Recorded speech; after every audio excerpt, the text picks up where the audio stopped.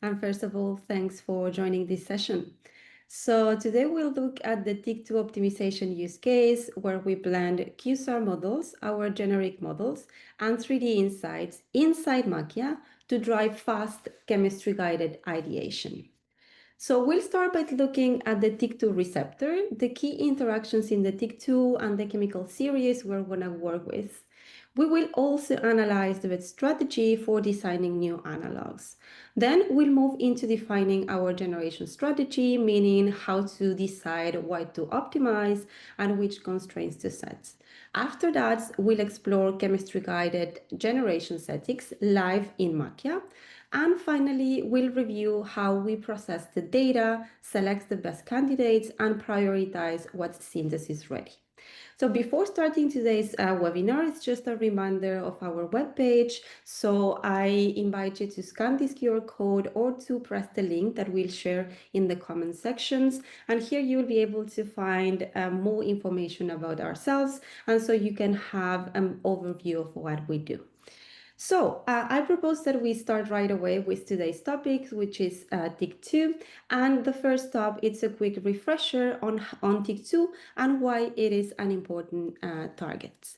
So TYK2 is part of the JAK family, where we have JAK1, 2, 3, and also TYK2. So these proteins sit right under cytokine receptors and act like switches for immune signaling, activating a cascade of pro-inflammatory responses. So if we block this pathway at the JAK level, we can dial down the inflammation. So this is why TYK2 has become such a strategic therapeutic target. So one challenge with the JAK family is that their catalytic domain, the ATP binding sites, are highly conserved. If you inhibit one JAK at the ATP site, you often end up inhibiting others as well. So TYK2, however, offers an opportunity because located next to the catalytic domain, TYK2 has a pseudo-kinase domain, which is structurally distinct and also inactive. So this domain can be targeted allosterically, which allowed us to achieve selectivity that is very difficult to obtain at the ATP binding site. One of the advantages of TYK2 is that its pseudokinase domain offers structural features that are distinct from other JAKs. So the first key feature is the binding to alanine substitution at position 671. So in TYK2, this alanine creates an extra space below the gatekeeper residue, forming what's known as an alanine pocket. So this pocket does not exist in other JAKs and is one of the main structural elements that enable selectivity. And the second distinguishing feature is at position 687, where TYK2 has a threonine instead of a glutamine found in JAK1, 2, and 3. So these subtle but meaningful differences are what set TYK2 apart from the rest of the JAK family and allowed inhibitions to bind selectively the allosteric domain. So historically, most TYK2 inhibitors were designed to target the ATP binding sites in the catalytic domain, but we've seen that this strategy leads to selectivity issues. More recently, focus has shifted to targeting the regulatory domain through allosteric inhibition. So in 2022, FDA approved the first drug of this class from BMS, which is a selective TYK2 pseudokinase inhibitor for moderate to severe psoriasis. So here we're looking at the chemical series starting point of the TYK2 program, and the series will be exploring in today's use case. So this BMS series was built around targeting the pseudokinase domain, and the lead structure here referred as compound 4 shows subnanomolar potency in biochemical assays. So the interactions are consistent with high affinity binding. We see anchoring at the hinge, stabilization around the P-loop, and engagement near the gatekeeper region. Taken together, these give us very potent TYK2 binder right from the start. However, a key limitation of compound 4 is selectivity. It still displays activity on TYK1, 2, 3, and TYK2 catalytic domain, which isn't ideal for a clean TYK2 profile. Additionally, analogs of these lead compounds showed poor permeability as well. So with this in mind, we break the scaffold into 4 distinct interaction areas. Area 1, the hinged region, and Area 4, which is solvent exposed, won't be discussed in today's use case. Let's now review more in detail Area 2, which is responsible for selectivity issues, and Area 3, which contributes to permeability issues. So for selectivity, area 2 is the key pockets. This is where TYK2 differs from JAK1, 2, and 3 critically with the threonine and alanine residues. So our objective here is very simple. Explore new interactions in area 2 that exploit these TYK2 specific features, and we will focus on small modification in this region because even tiny changes on this terminal amine can shift selectivity toward TYK2 and reduce check off targets. So area 3 is a key driver in poor permeability found in this series of analogs. So here our goal is to explore area 3 in a controlled and efficient manner to improve ADME properties. To do this, we rely on QSAR models for TYK2 PIC50 permeability built from a clean and harmonized datasets. So this allowed us to evaluate modifications in area 3 only from the 2D perspective while simultaneously optimizing multiple key properties. So let's move into the design phase and see how we can translate the previous insights into an AI-driven generation strategy. So in Makya, to explore area 2, we use a fragment growing approach starting from the VMS core. So we guide the generation with a QSAR model trained on TYK2 PIC50 data from patents and medchem literature, and we include a structure-based reward to encourage interactions with the TYK2 specific features such as the threonine and the alanine. For area 3, we will again use the fragment growing approach, but here we guide the generation with 2 models, a QSAR model for PIC50 to maintain potency, and a CACO2 model to directly address the permeability issues of this region. We also complement this analysis using Iktos generic models for rescoring, not as part of the optimization, to help quickly filter the results. So now that we have the constraints of our generation strategy, let's look at how we apply this workflow to design better molecules. So the first step is the machine learning models. Makya allows you to integrate local predictive models as targets to optimize. So these models, can predict biological activity or ADME properties depending on the data set that you're working with. And for all the generated molecules, these models will provide a quantitative signal to the generator. So let's take a look at how we can easily set up the QSAR in our platform. But before going into Makya, just a reminder that we did discuss in our previous webinar how to set up from scratch QSAR, 3D structure base, and also the generators. So I won't go into the exact details. So if you're interested about seeing how to do it from the very beginning, I invite you to visit our previous webinar, which is public on YouTube, and you can also click on the description that we will share in the comments. So let's move into the platform, into Makya. So once again, in the previous webinar, we went through all the modules and everything that you can achieve with the software. So today we will jump directly to what matters for the use case. And if we want to work with QSAR models, of course, we need data. I already upload data sets here with around 5,600 molecules and with 3 targets. So let's take a look at the targets that we have here. So we have the listing of molecules, and then we have the 3 targets, which are PIC50, CACO2, and clearance. So with this data, we're going to build different QSAR models. So this is just a reminder for previous webinar. When you work with Makya, we have the continuous classification models. So it means that you need to give a threshold to the software, so the software can identify molecules that are in or out, meaning in this case, there are active or non-actives, permeable and non-permeable. And with that information, then Makya will build and train your models. And once it's done, you can review the results, which is what we're gonna do right now. So here we have the three models that we built with Makya, which is PIC50, QACO2, and clearance.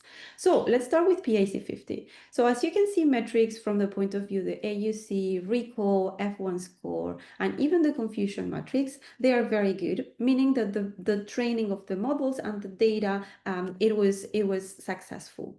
Then we do the same with the QACO2, and it's again the same story. The metrics, they are good enough, as well as the confusion matrix. However, when we switch into the clearance, here we have an issue because we have a good AUC, but we have, for example, a bad recall and a bad F1 score, as well as a bad confusion matrix. So this is an excellent example of when not always your QSAR models are going to be successful in Makya, because of course it depends on the kind of data sets and the quality of the data sets that you're working with. So in this particular case, the conclusion is that you cannot use these clearance models in order to continue analyzing or generating molecules because of the bad performance.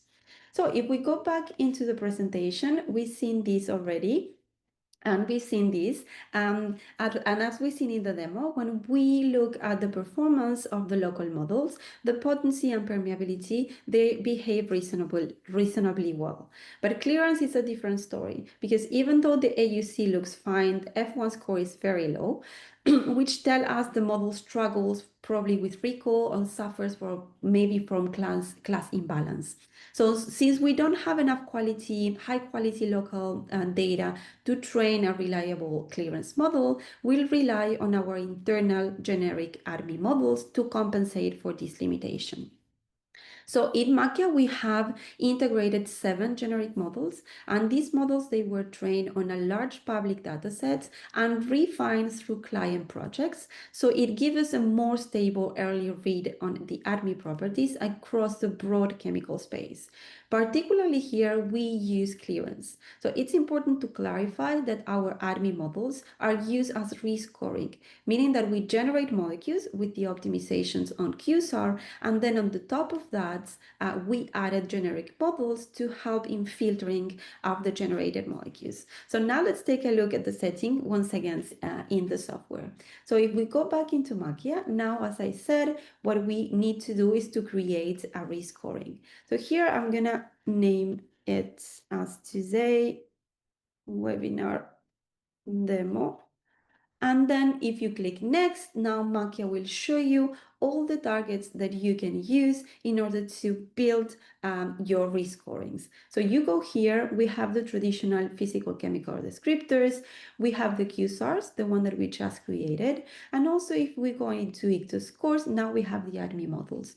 As I mentioned before, in Makya we have 7 of them, which are HERC, PPV, log-D, log-S, clearance, permeability AV, and permeability ER. So today we're going to be working with clearance, but of course, if you want to work with all of them, you can create a scores with the 7 of them.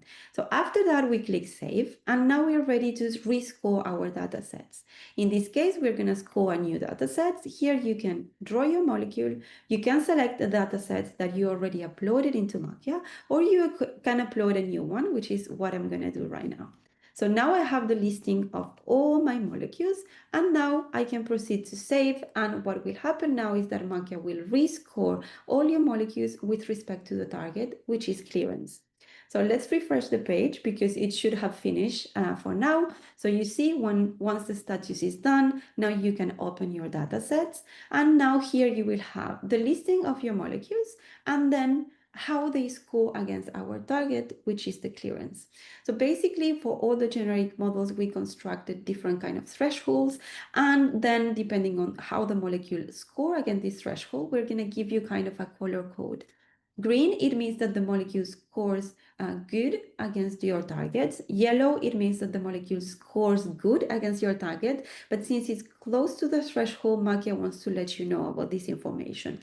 And here we don't have any red color code, but if you see a red color code, it means that the molecule scores badly against the targets. So as you can see, this is a very powerful tool that you can use independently of your generation to rescore molecules of your design or molecules that you have around and you want to have a preliminary information about the ADME models. And of course, you can rescore your generated molecules as we will do in in the upcoming slides. So going back into our webinar now, this we've seen it. A very important point when using generic models is the applicability domain. Since the global models were built from a large dataset, it's intuitive to think the models may fall outside the applicability domain of your specific projects.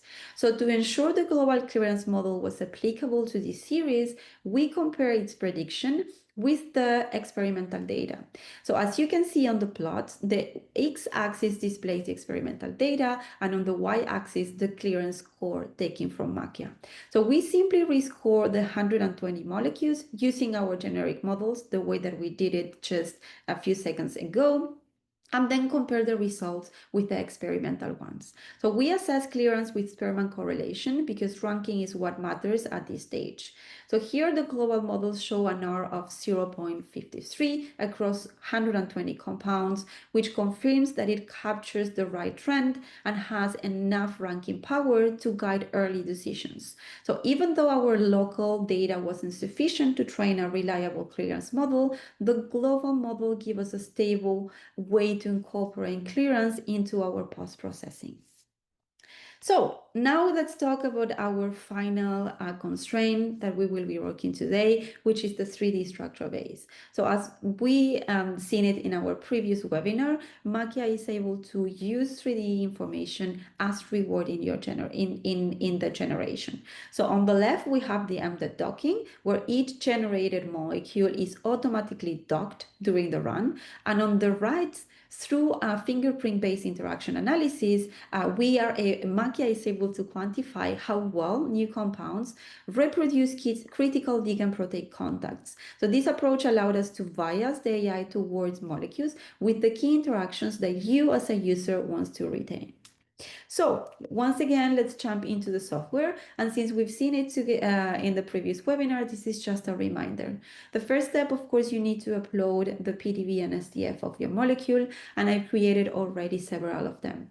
So after that, you need to decide with which docking software you will work, either with Bina or RDoc. Specifically today, we will be working with Bina. Then after that, we need to go into the 3D structure base to set up the contact scope. So I already did it for today's session. And here, what I want to highlight is that we are going to be targeting, of course, the alanine 671 and the threonine 687, because they are the two main interactions driving selectivity. Now we are ready to jump into the generator because we already have the QSAR, we already have the 3D structure base, and also the rescoring. So going into the generator, I already created the generator. Again, if you want to see how to set up from scratch, I invite you to visit our first webinar. So here we're going to review a generator with the area 3 and a generator into the area 2.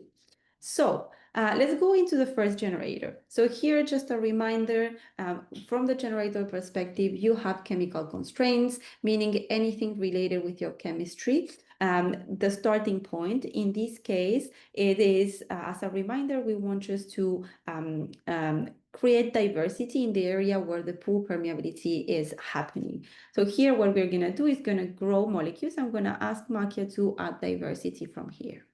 Then from the point of view of the building blocks, we will work with building blocks that with no more than one aromatic ring and with at least one hydrogen bond donor. From the product point of view, we have a maximum molecular weight of 500 and a QED of 0.3. And then, of course, as always, we work with the paints and talks, which is a listing of substructures that we absolutely don't want to see in our generated molecules. And Makya will filter out all molecules matching this list. Then it's time to add our rewards, which is the QSAR. In this case, we're working with PIC50 and CACO2. And of course, we're leaving clearance outside because it was a bad model. And then finally, we've created the clearance rescoring together with some chem scorers. And the way that it's going to work is Makya will generate molecules, will optimize them against the two QSAR, PIC50 and permeability, and then we'll rescore all the generated molecules and will give us the scoring for the clearance.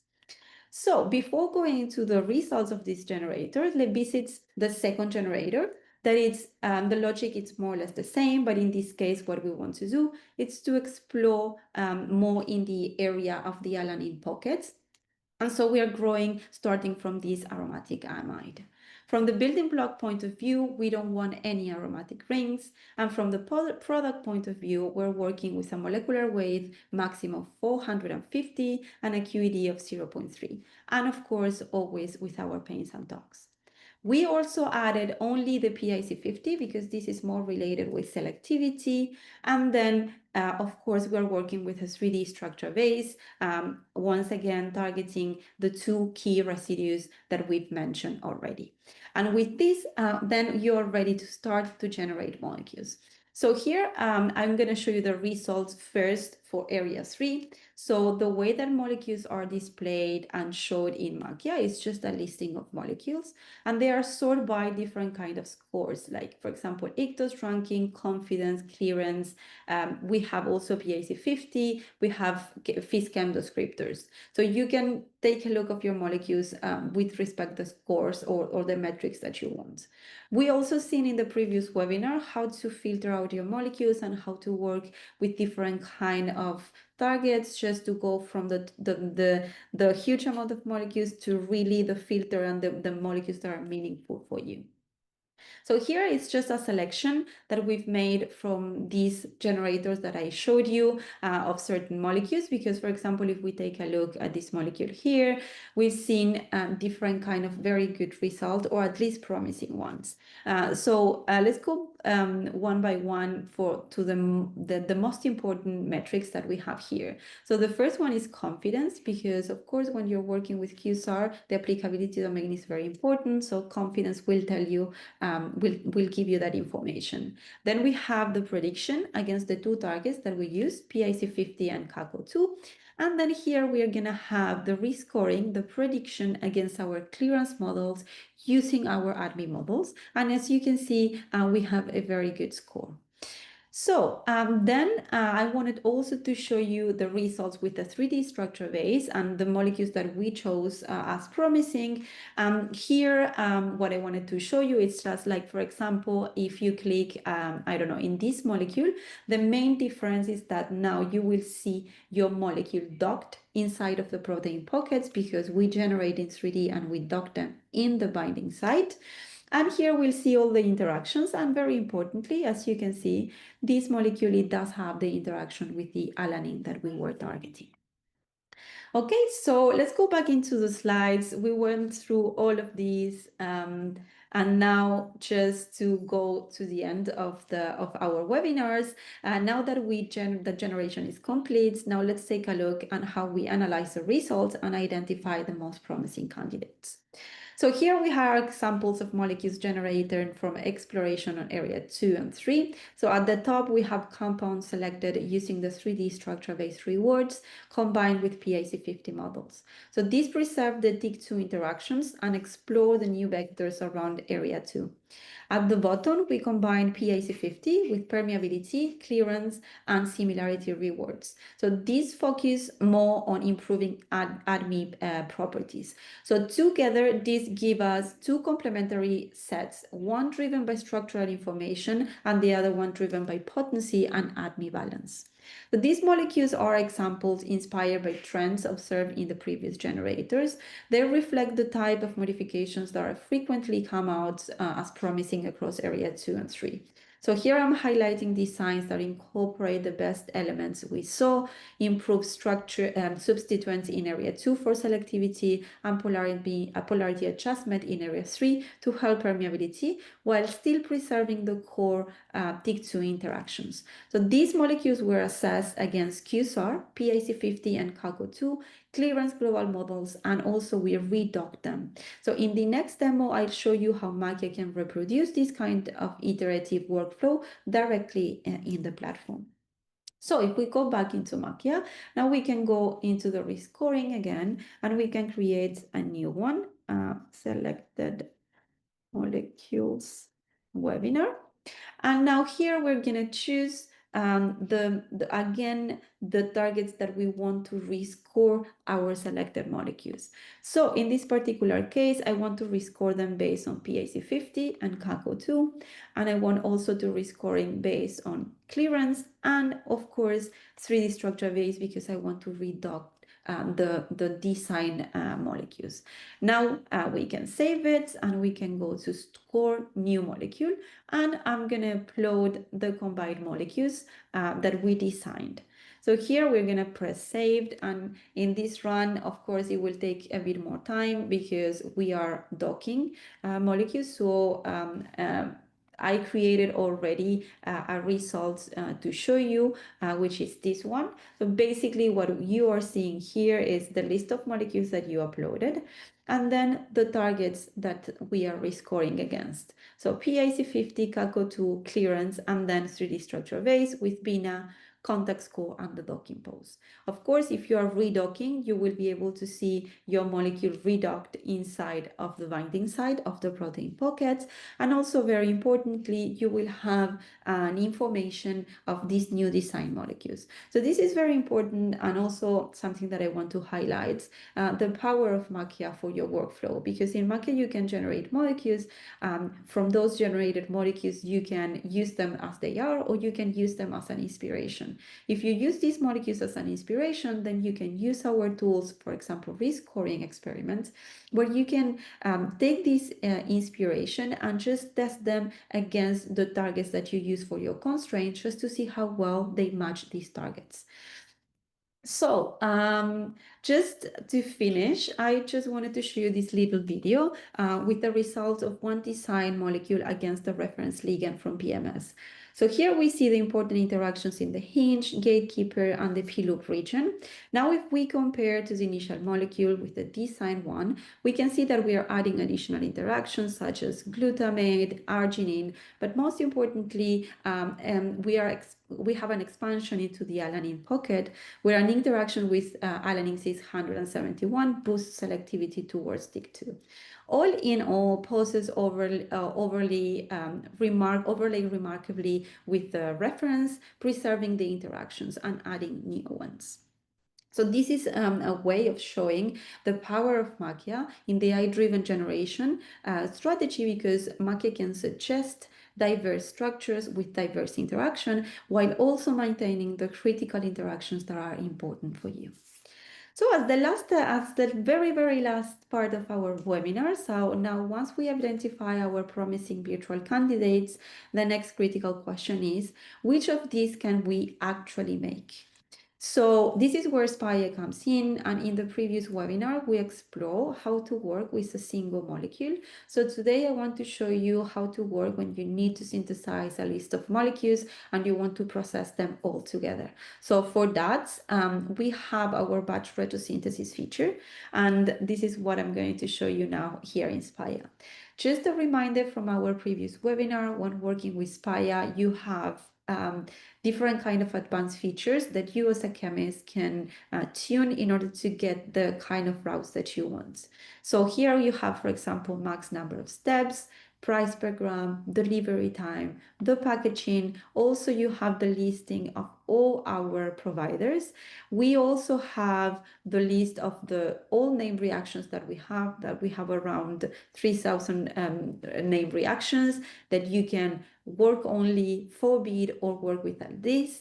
Also, we have the intermediate feature, which is very powerful because, for example, if you have an intermediate that you know how to synthesize and you want to know routes starting from there, then you can work with this option. Then we have impose substructures and forbid substructures. So now that we've seen how to work with one SMILES, I propose you to see how to work with several of them. So the one thing that you need to do is to drag and drop different molecules. And then here, as you can see, we have the listing of molecules from where Makya, SPIA, can start thinking the retrosynthesis analysis for all of them. This is very convenient because in one cluster you have different kind of routes for different kind of molecules. So here what you see is the R score and the number of steps, and then for each one of the disconnection, you have different routes for the specific point. So particularly here, if we go to this molecule here, what we have is a listing of clusters, different clusters with different disconnections. And here, for example, if we take a look at the first one, once again, we're going to have the building blocks, for example, for the disconnection with the price per gram, delivery time, and all the providers. And then we have, for example, the references. So for the references, here we're going to give you the patents, we're going to give you the protocol, and here you can scroll and take a look at different kind of patents for that specific disconnection. And so with it, it's all for today's webinar. And yes, as just a final message is that today's webinar was to show you the power of generating molecules, but also the power of redesigning molecules based on what Makya is proposing and being able to rescore them with our constraints. So thank you very much for your attention, and I will give back the word to Eleonora, and we will be happy to take your questions.